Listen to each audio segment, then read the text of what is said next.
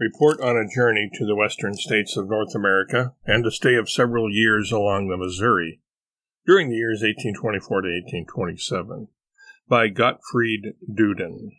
Fourth letter, August 9, 1824, near the Azores. The test with the plumb line has just been made, and to our great joy it struck bottom at 90 fathoms. To determine the nature of the bottom, whether it consists of rock, sand, or clay, the lower side of the plumb line is covered with tallow. Here it indicated fine sand. My glances are often directed toward the west now in order to discover land. We are sailing at the same latitude as Cape Henlopen, opposite Cape May, and could very soon enter the Delaware River to reach Philadelphia, since the adverse south wind is exactly right for that. Perhaps we must be patient for several more days, although a favorable breeze would take us to Cape Henry before midnight. But this is the lot of the sailor. Sometimes he is completely becalmed, or he is even hurled back. Sometimes he speeds at 12 to 14 nautical miles an hour. That is, sometimes 280 to 320 nautical miles in one day. I shall try to shorten the waiting time by jotting down a few remarks about life on board ship. On every ship, in the language of Englishmen and Americans, a three-masted vessel is a ship. A two-masted one is called a brig, and a one-masted one a schooner. There is a waiter for serving the cabin personnel, which includes the captain and 2 or 3 officers besides the passengers. In England and in North America, on ocean ships as well as on river steamers, this waiter is called a steward. He performs the combined services of a waiter and a valet, and is probably also required to help in hoisting and lowering sails and in other work on deck that requires the cooperation of many persons. Besides the cabin personnel, he is the only one who may enter the cabins without the express permission of the captain. No one else can even set foot on the stairs leading from the deck. I have noticed several times that new sailors who have violated this rule were immediately turned back by the steward. In general, discipline prevails on the American ships such as can scarcely be found in the regular army.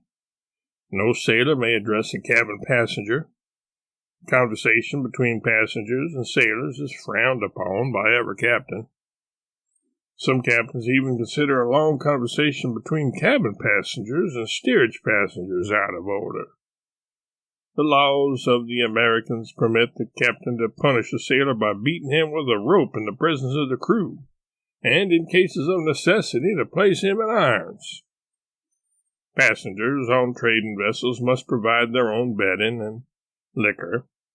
The captain takes care of all other needs, including medicines. According to American law, there must be a supply of medicine on every sea-going vessel of a definite size, I believe on every ship of more than 250 tons. To this are added brief instructions concerning its use.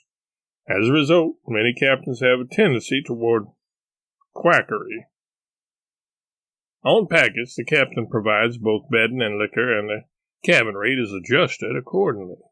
The passengers on trading vessels, however, almost always provide themselves, in addition to liquor, with mineral water, good beer, so-called Dutch, fine sweeback, ham, lemons, oranges, honey cakes, dried apples, prunes, and so forth, not only to ward off the dreaded seasickness, but also because the ship's fare might not agree with them.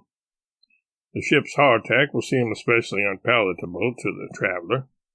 On packets, cows provide fresh milk and cream. On trading vessels, one must do without these things, and one should never forget a supply of mineral water and beer because not much attention is paid to the drinking water on board, and generally, several barrels of it taste unpleasantly of wood.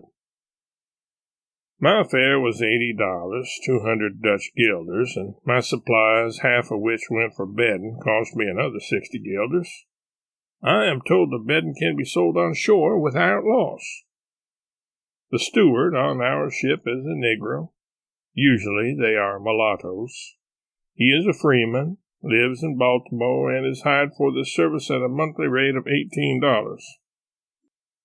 Ordinary sailors receive, in addition to their board, $14 to $16 per month, the ship's carpenter $18 to $20, the second mate $20, the first mate $30.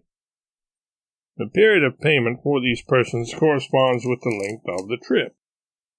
Only the captain is hired by the year. Some captains receive $100 per month, and in addition, a considerable percentage of the freight carried, so that an industrious captain can acquire a sizable fortune in a few years. In England, as well as in America, serious attempts have been made to improve the morals of the sailors. It is said that in a short time miracles have been performed by promoting religion among them. In this respect, the Methodists have been much praised for their exertions and perseverance. As soon as the disreputable crudeness prevalent among the ship's crew has improved, good parents will be less reluctant to entrust their children to the merchantmen for practical instruction in navigation. Consequently, trade in the merchant marine will derive incalculable benefit from it.